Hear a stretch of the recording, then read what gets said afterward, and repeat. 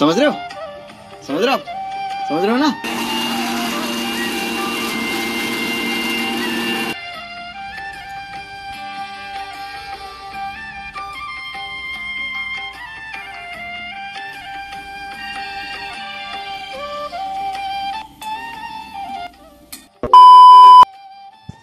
Hello friends, good morning and welcome back to my channel Jhuma simple. নতুন একটি ব্লগে তোমাদের অনেক অনেক স্বাগত, অনেক ভালোবাসা।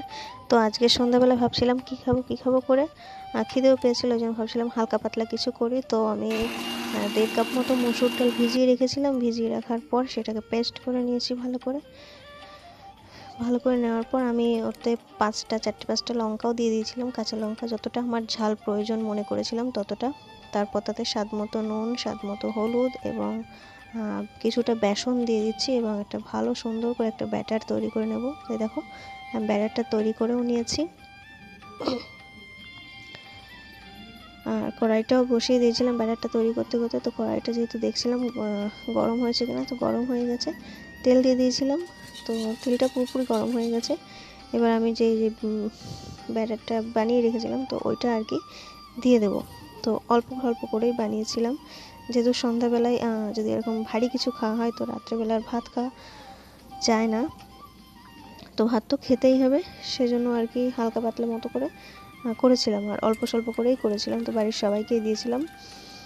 আর পকোড়াটা ভালো হয়েছিল, কিন্তু হয়েছিল কি বেসন ছাড়া যদি করতাম তাহলে আরও ভালো হতো। মানে শাশুড়ি মা এটা বলেছে, রিভিউটা আমিই দিয়ে দিচ্ছি, কারণ সামনে ক্যামেরার সামনে কেউ আসতে চায় না, ওই জন্য।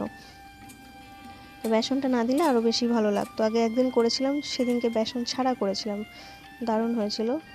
আর এরকম ভাজাভুজি বেশ আমার খুব ভালো লাগে, যেমন চিংড়ি মাছের মাথা দিয়ে বড়া, এই যে মসুর ডালের পকোড়া দারুণ লাগে। তো ওরকমভাবে একবার ভেজে নিয়েছি, আর 5-6টা মতন ছিল, বাটি তো দেখিয়েছি। তো তারপর সব কটা ওরকমভাবে ভেজে নেব হালকা ব্রাউন করে। তো ভেজে নেওয়ার পর কড়াইটা সাইডে আমি বড়াগুলোকে রেখেছিলাম ধরে, যাতে তেল শুদ্ধ পুরোপুরি না ওঠে, হালকা করে তেলটা ঝরে যাওয়ার জন্য সাইড করে রেখেছিলাম। তো দেখো আমার সব কটা ভাজা হয়ে গেছে, আর এই যে হয়েছে সব কটা। তো এটা তোমরা সন্ধ্যাবেলা হালকা টিফিনেও খেতে পারো, মুড়ি চানাচুর দিয়ে দারুণ লাগবে খেতে, বা এমনিও খেতে পারো। তো আমার কাছে সবথেকে এমনিই খেতে ভালো লাগে, মুড়ি চানাচুর দিয়ে ভালো লাগে না। তো যাই হোক, ভিডিওটা কেমন লাগলো অবশ্যই জানিও, আর ভিডিওটা ভালো লাগলে একটা like, comment, share and subscribe করে দিও। আর তোমরাও বাড়িতে বানিয়ে খেয়ে দেখো কেমন লাগে। আর যারা যারা বাড়িতে বানিয়ে খাবে তারা কমেন্টস করে বলো যে তোমাদেরটা কেমন হয়েছে। যাই হোক, সবাই ভালো থেকো, সুস্থ থেকো, দেখাবে নেক্সট কোনো ভিডিওতে। ততক্ষণ বলো সবাই